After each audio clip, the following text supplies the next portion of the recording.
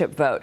Trump saying Johnson will, quote, do the right thing. But the position may not be a lock, as Kentucky Congressman Thomas Massie and Indiana Congresswoman Victoria Spartz still are opposing Johnson despite that endorsement from Trump. Massie flat out refusing to vote for him. Spartz posted this on X. I understand why President Trump is endorsing Speaker Johnson, as he did Speaker Ryan. However, we still need to get assurances that Speaker Johnson won't sell us out to the swamp.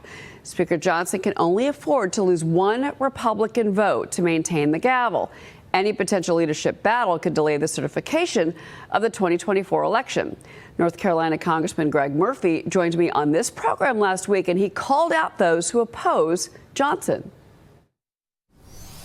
We have some folks, Cheryl, truth be told, wake up in the morning and instead of saying, how can we get something done, they say, how can I obstruct and get on media? And that's extremely difficult. Joining me now is Missouri Congressman Mark Alford. He's a member of the House Armed Services, Small Business and Agriculture Committees. What did you make of that comment from him, Congressman, from your colleague? Well, look, I've been in these conference meetings now for 2 long years. It seems like, 2 years ago, it took 15 votes to get Kevin McCarthy elected Speaker of the House.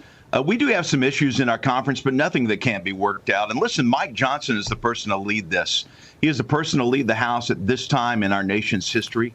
Trump actually has the mandate, okay? He's going to be calling the plays.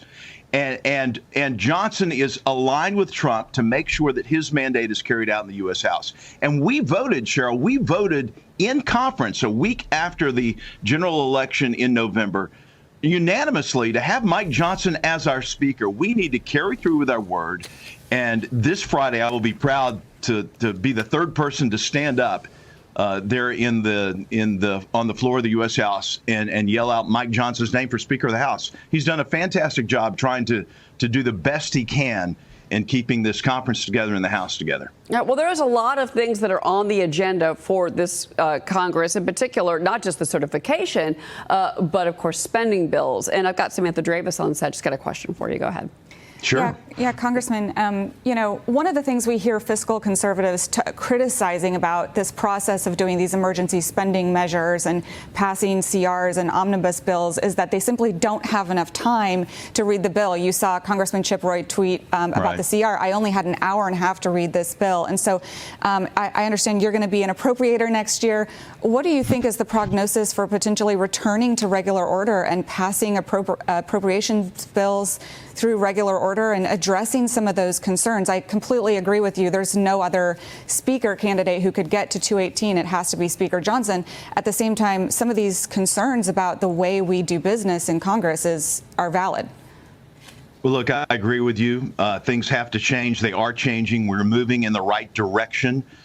This time last year, we only had one of the 12 appropriation bills passed off the House floor. This year we have 5. We have all 12 passed out of committee, which is a big deal. Tom Cole, the chair of appropriations, has done a masterful job in getting those passed. The problem is we can't get our own conference to vote on these appropriation bills. And we've got to have the Republican votes to do that. You're not going to find a perfect appropriation bill. You're not going to agree with everything in an appropriation bill. We've got to get these 12 passed. We're on the right track to do that. I think with Trump's support, when he becomes president, he is going to, I think, put some pressure on some of these holdouts to get these appropriation bills done and quit holding up